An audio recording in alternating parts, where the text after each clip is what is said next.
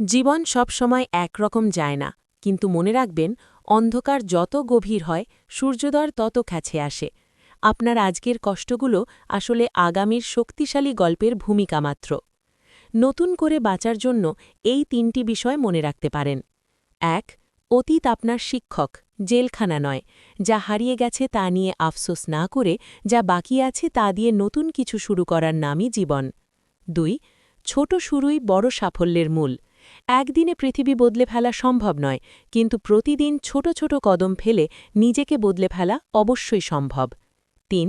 নিজের ওপর বিশ্বাস। পৃথিবী আপনাকে কি ভাবছে তার চেয়ে অনেক বেশি গুরুত্বপূর্ণ আপনি নিজে নিজেকে কি ভাবছেন। আপনি টিকে আছেন মানেই আপনার জেতার সম্ভাবনা এখনও ফুরিয়ে যায়নি। ব্যর্থতা মানে শেষ নয়, বরং নতুন করে এবং আরও বুদ্ধিদীপ্তভাবে শুরু করার একটি চমৎকার সুযোগ। আজ থেকেই শুরু হোক আপনার নতুন পথচালা। ধন্যবাদ।